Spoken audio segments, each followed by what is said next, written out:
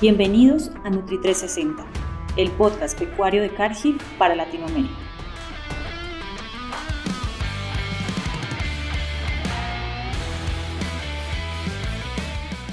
Este es Nutri360, el podcast pecuario de Cargill para Latinoamérica. Bienvenidos a este nuevo episodio. El día de hoy vamos a hablar sobre PIRS, prevención y mitigación. El PIRS, como el síndrome reproductivo y respiratorio porcino, es una de las enfermedades que quizás tienen mucho impacto económico a nivel global y obviamente en nuestros países en Latinoamérica. Precisamente para los productores tienen efectos grandes en pérdidas económicas y hoy estoy muy feliz de presentar el invitado que tengo para hablar sobre este tema. Es el doctor Diego Ledesma, médico veterinario de la Universidad de Antioquia, con especialización en sanidad porcina y un diplomado en epidemiología. Diego, muchísimas gracias por estar aquí, por aceptarnos esta invitación y poder conversar conmigo sobre este importante tema en la producción porcícola. Hola Ives, gracias a Nutri360 por el espacio. Pues la idea es que saquemos en este podcast como todo lo más importante de PIRS, dejar tips para la prevención, tips para la mitigación y que realmente como industria trabajemos en pro de mejorar el estatus sanitario de la región. Sí, de acuerdo, y es una enfermedad que hace más de 30 años más o menos que fue diagnosticada en Estados Unidos y que hoy en día sigue siendo una enfermedad de alto impacto en nuestra región y en los países pues, que conforman Latinoamérica. Y por eso quisiera preguntarte, aunque es un poco el nombre de la enfermedad ya nos está indicando cuáles son las afecciones, pero ¿qué es el PIRS en sencillas palabras y qué riesgos implica esta enfermedad y esta prevalencia de la enfermedad en la producción porcina?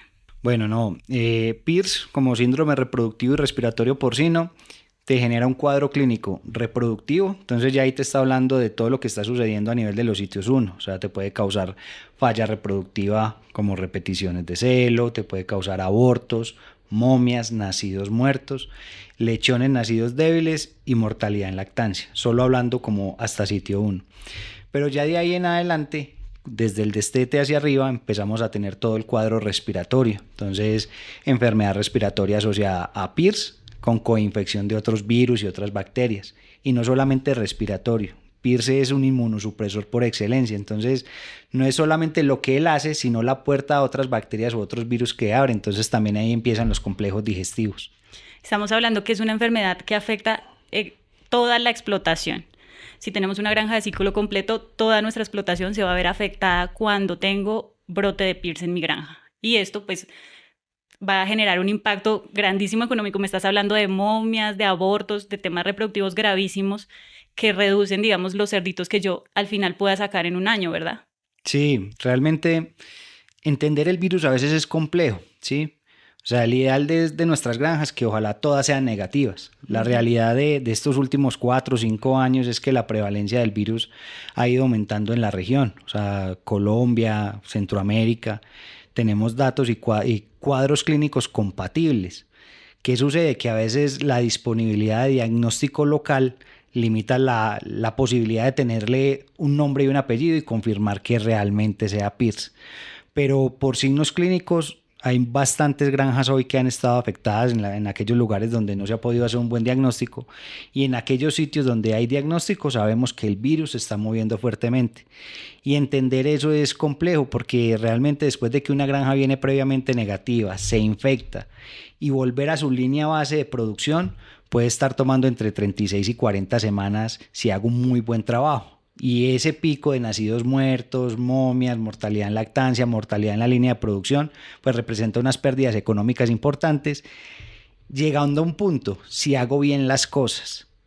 Porque si no logro hacer bien las cosas, puedo tener o rebrotes o volver a tener algunos cuadros asociados a la enfermedad que me vuelva a ingresar a un nuevo brote y nuevas pérdidas. Entonces mira que la importancia no es solamente diagnosticarlo, sino qué hago para hacerlo bien y prevenir que un segundo rebrote vuelva a suceder. Lastimosamente hoy hay granjas que ya llevan 3, llevan 4 hasta 5 rebrotes. Entonces mira el impacto que puede tener el virus en la industria. Y ahí me surge una duda porque desconozco mucho frente a este tema y es, tenemos prevalencia en Latinoamérica, Centroamérica y Suramérica. sea, en lo que conforma la región. Presencia de este virus de Pierce altamente contagioso, virulento, ¿verdad? ¿Cómo poder hacer un diagnóstico efectivo de Pierce? Es complejo, lo estabas comentando, pero ¿cómo puedo yo identificar que hay granjas con Pierce o que tengo una granja con Pierce? Bueno, realmente lo complejo no es hacer el diagnóstico. Lo complejo hoy es que hay países donde todavía no hay diagnóstico disponible, ¿sí? Básicamente en Pierce podemos tener dos diagnósticos base. Entonces, el primer diagnóstico es como encontrar la huella que dejó el virus. Entonces, es determinar anticuerpos asociados al virus y ahí están las técnicas de ELISA, ¿sí?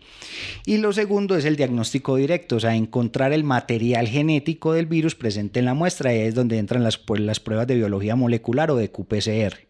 Esas son las dos pruebas, digamos, básicas, tamiz, para un diagnóstico correcto de Pierce. ¿Qué es lo que podemos encontrar? A veces la limitante es que no hay la técnica de ELISA, o incluso todavía tenemos algunos países en la región donde ni está la ELISA ni está el qPCR. Y a veces, para llegar a un nivel más alto en el control de la enfermedad, necesitamos en el camino de la biología molecular hacer secuenciación.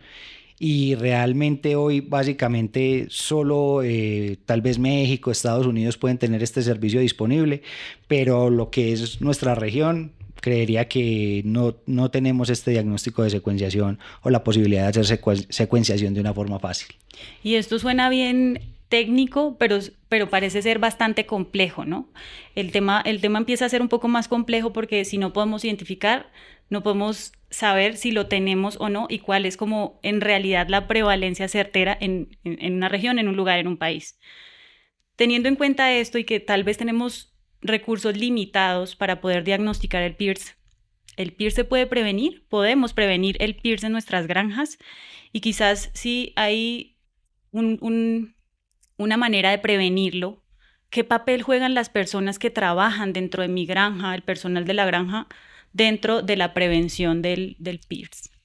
No, realmente si entramos, digamos, como en un programa de control, estabilización, eliminación de Pierce, la base es la prevención, ¿sí? O sea, creería que hoy todos los que hemos vivido una granja afectada por la enfermedad, siempre el mejor escenario era no haberlo vivido, o sea, porque al final la productividad te impacta, la parte económica te impacta. Entonces, si hablamos de prevención, la prevención se llama bioseguridad. Y para que haya una bioseguridad exitosa, eso realmente lo define y lo implementan son los equipos de trabajo, ¿sí? Pero realmente en términos de equipos de trabajo no es solamente, digamos, el colaborador que es el granjero, no es el técnico médico veterinario o el director técnico. El tema y el concepto de bioseguridad engloba todas las personas que están dentro de esa empresa porcícola, o sea, desde el gerente o el dueño hasta el conductor y las personas que hacen, digamos, el trabajo que entre comillas pueda parecer más sencillo, ¿sí? Entonces es vivir una cultura de bioseguridad y esa cultura de bioseguridad empieza desde prevenir el ingreso de la enfermedad a la granja. Entonces, primero, los camiones, ¿sí? Y ahí también tenía yo esa pregunta, ¿cómo llega ese Pierce a mi granja? ¿Cómo llega esta enfermedad a mis animales? Bueno, hay que entender que el virus puede ingresar a mi granja o por contacto directo o de forma indirecta a través de vómites o algunas condiciones que puedan transportar el virus. ¿Qué es lo que hemos visto? Realmente los sistemas se están infectando cuando son sistemas ciclocompletos, ¿sí? Que tienen desde cría hasta la ceba, ya sea en un solo sitio o multisitios, que el virus primero ingresa por los sitios 3. Pero eso tiene una razón lógica. Los sitios 3 son los sitios de la producción que más flujos tienen. Entran animales, salen animales a planta de beneficio, entran vehículos con alimento, ¿sí? Y realmente son muy pocas las empresas que tienen su propia planta de beneficio. Entonces una planta de beneficio que presta, digamos, un servicio público donde coinciden muchos productores, pues es fácil que un carro que llegue con animales tal vez positivos, pues pueda migrar el virus por alguna condición mecánica a un vehículo que transporta animales negativos, y si ese vehículo se lava de forma inadecuada, se desinfecta de forma inadecuada, no tiene el descanso sanitario adecuado, pues llega a la granja y empieza el virus a circular por el sitio 3. Y después desde el mismo mecanismo de transporte y manejo interno de la granja, de sitio 3 baja a sitio 2 y termina en el sitio 1. Esa es, digamos, como una de las condiciones que más hemos visto. Que hay otras, claro, por ejemplo, el tema del ingreso de la reposición externa, o sea, las cerditas reemplazos. Muchas veces no nos fijamos en la sanidad de nuestras cerdas reemplazos. Entonces ahí es donde entra la recomendación de siempre comprar cerdas reemplazos o reposición de animales a casas genéticas que nos ayuden a cuidar ese estatus sanitario libre de PIRS.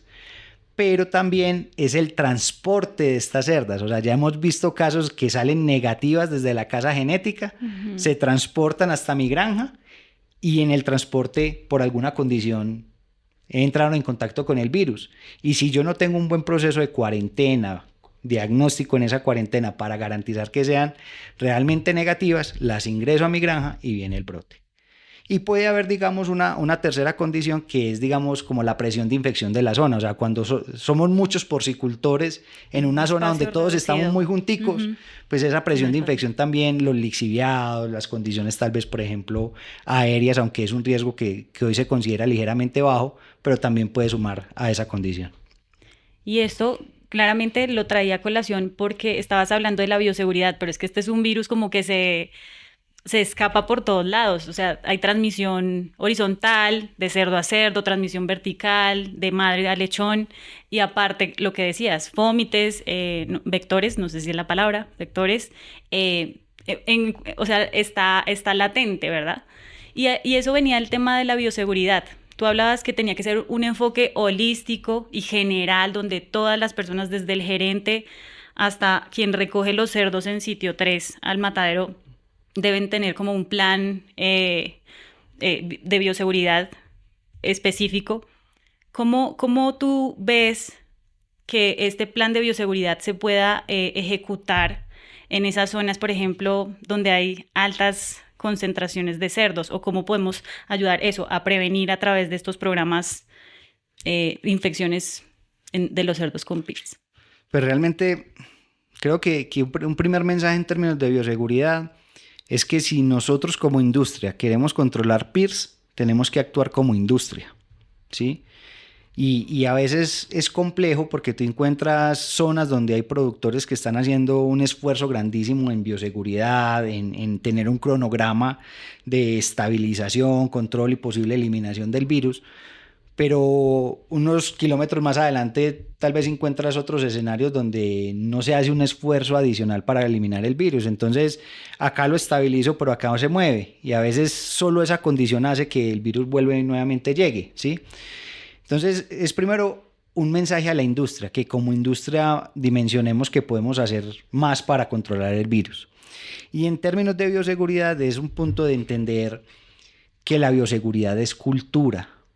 O sea, a veces lo que uno logra entender en las granjas es que no se entiende el porqué y el para qué de las medidas de bioseguridad.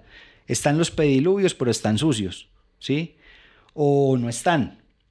O están las duchas, pero no están las condiciones para generar un buen duchado a las personas a su ingreso, ¿sí? O muchas veces en el tema de los vehículos sacrificamos la necesidad de hacer más viajes que hacer un adecuado lavado y desinfección y descanso sanitario del vehículo.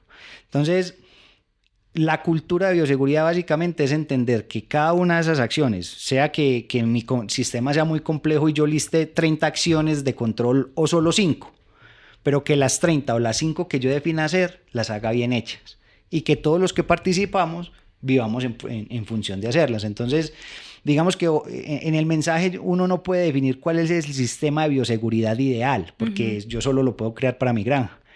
Pero lo que yo defina mucho o poco para mi granja me quede bien hecho, ¿sí? De acuerdo. Si yo fuera un productor, tengo PIRS, y a veces todas estas enfermedades son un poco vergonzosas, ¿verdad? No nos gusta alarmar mucho, pero si yo soy un productor que hoy en día tiene PIRS en su granja, ¿qué debería hacer? ¿Cómo debería controlar? O sea, ¿cómo me incluyo también en esa industria, como estás diciendo, trabajar como una industria en conjunto para evitar, 1, grandes afectaciones en mi granja, y 2, pues obviamente como expandir y replicar el virus en la región?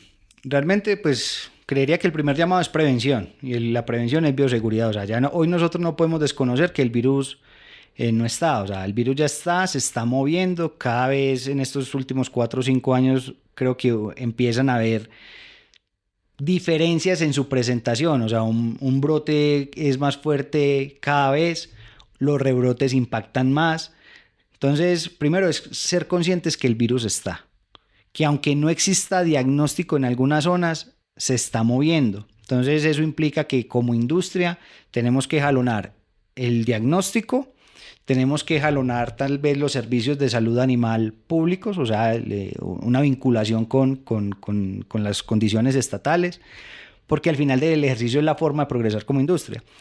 Pero de ahí, pues ya también empezar es con la prevención propia de mi granja, diseñar una estructura diagnóstica ante cuadros de sospecha y si tengo signos clínicos compatibles, generar un plan de acción con un cronograma de actividades que nos permitan realmente pasar el brote, o sea, el llegar a controlar lo que está sucediendo, estabilizar mi hato y minimizar las pérdidas en la línea de producción. Y creo que de esto hablamos al inicio, pero quizás quisiera hacer un poco más o dejarlo más claro porque quisiera que quedara algo como un enfoque práctico. ¿Cómo o cuáles serían unos signos de alerta o de alarma para yo decir cómo puedo estar teniendo PIRS en mi granja? ¿Cómo puedo ver como productor signos compatibles en mi granja con cuadros de PIRS y cómo es la circulación del brote en las granjas? Tú hablas de brote y rebrote, pero quizás para mí no es muy claro cómo es la circulación del PIRS en las granjas porcinas. Buena pregunta. Entonces, retomemos un poco. Ahorita hablamos, de pronto ingresa primero por los sitios 3 y va bajando hasta el sitio 1. Entonces, digamos, vamos a hacerlo en ese mismo orden. Como ingresa en sitio 3, posiblemente los cuadros sean cuadros un poco más respiratorios. Entonces empezamos a ver un incremento del sonido respiratorio, tos seca, por ejemplo, que se combina ahí tal vez con algún micoplasma. Algunas orejas cianóticas, el cerdito se empieza a colocar morado, las orejitas, el hocico se como pone azules. Azules, sí, bastante morados. Y empezamos a ver que hay un aumento de la morbilidad, o sea, animales enfermos, con un aumento de la mortalidad, animales muertos, que no es la tendencia de la granja, ¿sí? O sea, si normalmente, no sé, hoy en la semana se te mueren 3 cerditos, empiezas a ver que se te mueren 10, 12, ¿sí? Y que la respuesta a los tratamientos es muy baja. Y eso tiene toda la razón del mundo, porque al final es un virus, entonces no va a haber ningún tratamiento a los antibióticos. Eso lo puedes ver en sitio 2 y sitio 3, ¿sí? Ya si de pronto cuentan con un veterinario en campo y que puedan hacer alguna necropsia, se empiezan a ver algo de lesiones compatibles ya en pulmones, neumonías intersticiales, que básicamente es un edema en pulmón, falta de colapso, pero digamos que solo el hecho de ver el cambio en la tendencia, en la morbilidad y la mortalidad ya nos debe generar una alarma. ¿Dónde el semáforo se pone en rojo y es una alarma fuerte? En el sitio 1, porque ya empezamos a ver, dependiendo cómo se dé el movimiento del virus en la granja, podemos empezar a ver abortos. Entonces, digamos que no es un signo patognomónico pues característico del virus, pero por lo general causa más abortos de último tercio, aunque te puede causar abortos de segundo tercio también. Empiezas a ver mucho lechón nacido débil. El lechoncito nace muy débil, no busca la glándula mamaria, incluso en muchos casos ven es que desde que nace y ya media hora después tiene diarrea, ¿sí? Ya. Y esa debilidad del lechón ya te tiene que empezar a generar una alarma. Más o menos en las curvas de los indicadores, las primeras bandas o semanas de parto que se ven afectadas por PIRS pican en nacidos muertos. Entonces se vienen muchísimas camadas completas con nacidos muertos. Algunos partos se vienen prematuros, entonces son partos de 113, 112, 111 días que el lechón básicamente no sobrevive. Y ya de pronto, dependiendo del linaje de PIRS o que ingrese a tu granja, pues básicamente también se te puede combinar con mortalidad de cerdas. Entonces mira que ya en todas esas cosas son indicadores que están por fuera de la normalidad de lo que yo venía en mi granja. Entonces ante alguna de esas sospechas realmente se necesita el diagnóstico. Y qué importante eso que mencionas, porque es súper clave entonces en este punto llevar los indicadores de la granja, porque así puedo yo evaluar cómo es el comportamiento normal de mi granja, mis mortalidades, qué morbilidad o qué enfermedades hay dentro de mi granja y donde veo como una variación que me haga sospechar de una presencia de PIRS en la granja. Es importante pues recalcar que los datos siempre son como la clave también que nos da esa alerta. Además, digamos, la bioseguridad es como algo que engloba muchísimo la prevención y quizás también el control y la mitigación del PIRS en la granja, ¿verdad?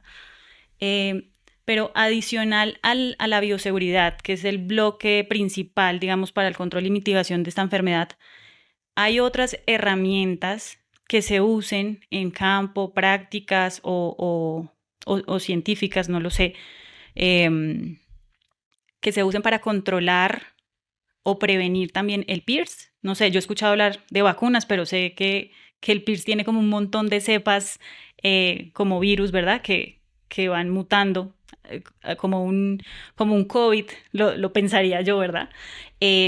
Con muchas cepas, pero no sé si hay otras herramientas, por ejemplo, que se usen en la industria y que puedan llegar también a ser efectivas o ayudar un poco también a ese gran bloque que es la bioseguridad con el control. Mira, realmente como virus, hoy contamos con vacunas de virus biomodificado comerciales, no disponibles en todos los países, ¿sí? Realmente es una herramienta y no podemos decir si es 100% efectiva o no es efectiva. Es una herramienta que si la sé utilizar y la trabajo, me ayuda en los procesos de estabilización, pero eso requiere una estructura técnica de cómo la voy a utilizar, ¿sí? Porque es un biológico de virus vivo y que tiene unas características en su uso, ¿sí? En qué momento lo puedo utilizar. Pero también hay experiencias exitosas. O sea, si volvemos al papel Colombia, por ejemplo, hemos sido exitosos en estabilizar y controlar el virus sin el uso del biológico de virus biomodificado. ¿Qué significa eso? Que adicional a la vacuna hay otras acciones como el cierre de hato, o sea, tal vez limitar el ingreso de reposición externa, ¿sí? O mantener el hato abierto pero con una adecuada aclimatación de la cerda reemplazo a virus PIRS, y eso tiene unas condiciones específicas, o sea, generar una infección temprana de la cerda, ya sea por infección natural o por inóculo, garantizar que la cerda pase su periodo de viremia y persistencia y que eso tenga un adecuado proceso diagnóstico. Entonces mira que sí, está el biológico, pero también hay acciones que yo puedo generar, pero necesito una estructura diagnóstica y técnica para hacerlo. De ahí en el proceso de estabilización hay un cronograma, o sea, el virus sí o sí tiene que pasar por la granja, no hay forma de limitarlo, entonces va a haber un periodo donde la prevalencia va a estar altísima, vamos a tener muchos signos clínicos y tenemos que entenderlo y tenemos que vivirlo. No lo puedes parar, tiene que pasar sí o sí. Va a pasar, pero ya viene un periodo de calma. Y en ese periodo de calma ya tengo que empezar a generar acciones que minimicen la circulación del virus. Entonces ahí entra el famoso concepto de MAC-Rebel, ¿sí? Pero también viene un proceso de validación de, por ejemplo, el estatus positivo estable, que es una estructura diagnóstica para definir que mis lechones al destete están saliendo negativos al virus.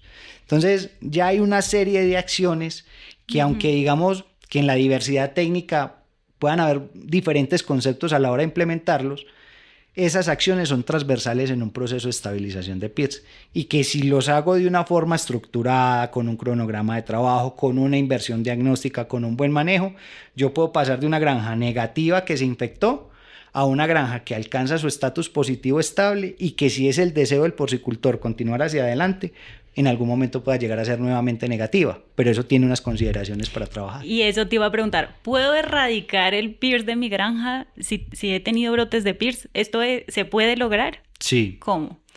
Realmente, uno es la implementación de todas estas acciones que te he mencionado. ¿Cuáles son las consideraciones que juegan o a favor o en contra de yo llegar en algún momento a un estatus nuevamente negativo? Primero, ¿soy ciclo completo en un solo sitio? O sea, si yo solo tengo mi sitio 1, mi sitio 2 y mi sitio 3 en la misma granja, o solo tengo mi sitio 1. Es más fácil llegar a ser negativo cuando solo tengo mi sitio 1. Si tengo mi sitio 2 y mi sitio 3, tengo que pensar en estrategias de burbujas sanitarias. Entonces ya cada escenario te va haciendo, digamos, como considerar ciertos pros y ciertos contras que dependiendo de los recursos y de la disponibilidad de la misma empresa se pueden lograr o no. Y lo otro es que es, digamos, uno de los dilemas que hoy tiene la industria es, ¿será que es bueno volverme otra vez negativo en una zona de una alta presión de infección o mejor mantengo un estatus positivo estable con las consideraciones que eso implica? Entonces, casi que eso es una decisión granja a granja. Sí, porque cada granja al final es como un universo y cada producción es distinta dependiendo de cómo la lleven. Quisiera saber, digamos, después de realizar todas estas estrategias, herramientas, cómo esa implementación de ese plan de prevención, de bioseguridad y de mitigación va a impactar mi rentabilidad como productora a largo plazo. ¿Para qué yo gasto tiempo, dinero, ¿no? En hacer todos estos diagnósticos, en maximizar mi bioseguridad y llevar todos estos pasos y recomendaciones que nos diste anteriormente? ¿Cómo va a impactar eso mi rentabilidad a largo plazo? No, realmente primero la bioseguridad es una inversión, ¿sí? Porque aplica para PIRS y todas las enfermedades. Segundo, cuando tengo PIRS genera como un efecto de retar, o sea, yo tengo que sacar mi granja adelante. Y cuando empiezo a trabajar en función de PIRS, muchas de las acciones que hago para controlar PIRS también me ayudan a controlar otros patógenos. Entonces el resultado final termina siendo a veces superior de lo que era mi línea base. Y si yo lo veo económicamente, pues realmente solo el impacto de los indicadores de tener o no tener PIRS, hay una rentabilidad importante. De nada es la enfermedad que más pérdidas económicas genera en la industria del cerdo a nivel mundial. Cuando comparamos el peso de la enfermedad, PIRS más micoplasma más circovirus, pero siempre PIRS es el que está ahí como generando todas esas pérdidas y a la final es el reto que tenemos como industria. Y abriéndole la puerta de entrada a otras enfermedades que nos van a causar mayores estragos en nuestra explotación. Podríamos quedarnos aquí hablando, yo creo que un día completo sobre PIRS. Nunca el tiempo es suficiente para hablar acerca de PIRS. Pero no quisiera cerrar este episodio antes sin que nos dijeras 5 cosas importantes, 5 recomendaciones de lo que hablamos en este episodio, durante este episodio, para nuestros productores frente a la prevención y mitigación del PIRS en las granjas. Bueno, no, creo que es más un tema de invitación. O sea, primero pensar en bioseguridad y pensar en bioseguridad como un tema de cultura de bioseguridad en mi organización. O sea, que todos entendamos el por qué y el para qué. El mensaje no es montar el sistema más robusto con toda la inversión, es montar el sistema que sea práctico para mi granja y que se hagan las cosas bien hechas. Segundo, entender que como industria del cerdo necesitamos siempre trabajar con una estructura de diagnóstico y de seguimiento técnico en campo para un diagnóstico rápido de los patógenos. Aplica para PIRS y para todos. Tercero, prepararnos. O sea, sería irresponsable decirles que no hay riesgo de que no nos infectemos. El virus se está moviendo y tenemos que generar acciones en un plan de acción para poder pensar cómo lo vamos a afrontar. Y eso requiere acompañamiento técnico y apoyo de sus consultores de salud y de todo el servicio de salud que ustedes puedan contar. Cuarto, creería que es un tema también de capacitación.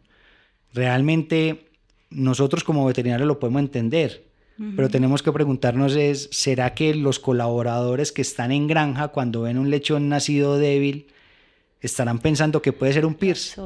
Entonces necesito capacitarlos a ellos para que me generen esas alertas de forma rápida y que ellos puedan entender qué va a pasar o qué puede pasar, pero que yo pueda tomar rápidamente decisiones. Y una quinta invitación es a que de pronto en el ejercicio siempre pensemos que como industria podemos tener muy buenos resultados, pero que esos resultados van a depender de lo que yo haga en mi granja, con todo lo que es propio de mi granja, pero que como industria también generemos condiciones del control de este tipo de enfermedades que es de la industria, no es de un solo productor. Perfecto.